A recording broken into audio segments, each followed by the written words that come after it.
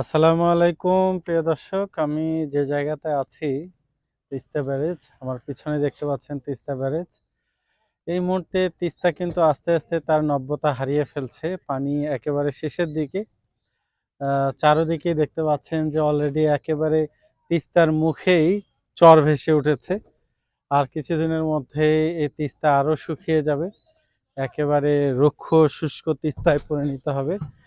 আসলে পানি যতটুকু আসা দরকার ওই পরিমাণ পানি কিন্তু বাংলাদেশে আসে না। আপনারা জানেন যে বাঁধ আছে তিস্তা, ইন্ডিয়াতে যে বাঁধ আছে সেই বাঁধের কারণে কিন্তু পানি বাংলাদেশে পর্যাপ্ত আসে না। তো আস্তে আস্তে কিন্তু এই তিস্তা শুকিয়ে যাচ্ছে, তার নব্যতা হারিয়ে ফেলছে।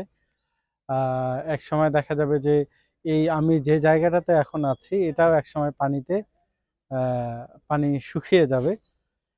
প্রতি বছর এভাবে তিস্তা শুকিয়ে যায় আবার নব্যতা ফিরে পায়। এই তিস্তার খেলা সবসময় বিরাজমান থাকে। তো তিস্তা কিন্তু যখন নব্যতা থাকে তখন কিন্তু এই তিস্তার সৌন্দর্য উপভোগ করার জন্য অনেকেই এই তিস্তাতে আসে। এই তিস্তা আস্তে আস্তে দেখতে পাচ্ছেন যে আমার পিছনে একদম আহ,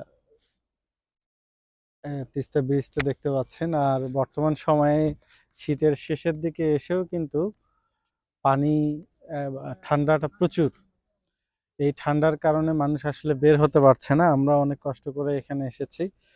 তো একটু কানটা খোলা রাখলেও কিন্তু সেখানে ঠান্ডাটা প্রচণ্ড।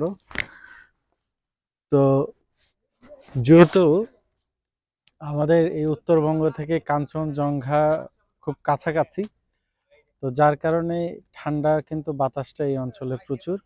একদম শেষের দিকে এসেও এই ঠান্ডাটা কিন্তু জেঁকে বসেছে। আজকে সারাদিনে সূর্যের দেখাই পাওয়া যায়নি। আর এই তিস্তার উপর দিয়ে যখন বাতাস আরো বয়ে চলে সে বাতাসটা আরো বেশি ঠান্ডা হয়, যার কারণে এই অঞ্চলে মোটামুটি এখনো ঠান্ডা বিরাজমান।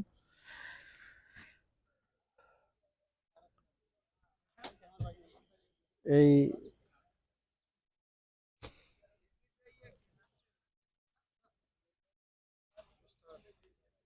তিস্তার একুল ভেঙে অকুল গড়ে ওঠে।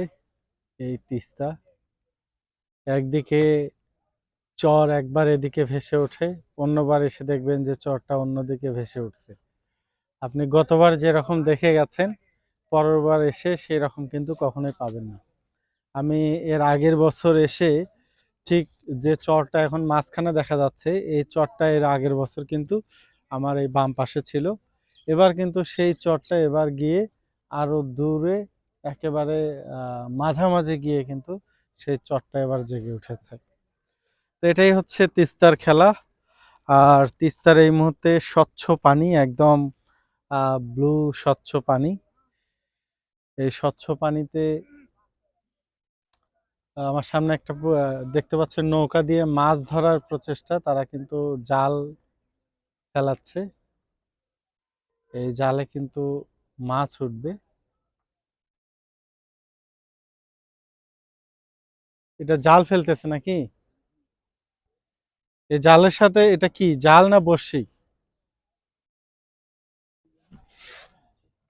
আমরা দেখতে পাচ্ছি যে নৌকা দিয়ে তারা কিন্তু এক ধরনের মাছ মারার জাল ফেলতেছে। যে জাল দিয়ে দেখেন একদিক দিকে ফেলে গেল আবার আর একদিক দিয়ে টেনে নিয়ে আসবে, জড়াই নিয়ে আসবে। তো এভাবেই তারা মাছ মেরে থাকে। তো একেবারে সন্ধ্যার পূর্ব মুহূর্তে এই তিস্তায় কুয়াশাচ্ছন্ন অন্ধকারাচ্ছন্ন তিস্তা। তো ধন্যবাদ সবাইকে যারা এতক্ষণ সাথে ছিলেন। সবাইকে আবারও এই তিস্তায় আসার আহ্বান জানিয়ে আসসালামু আলাইকুম।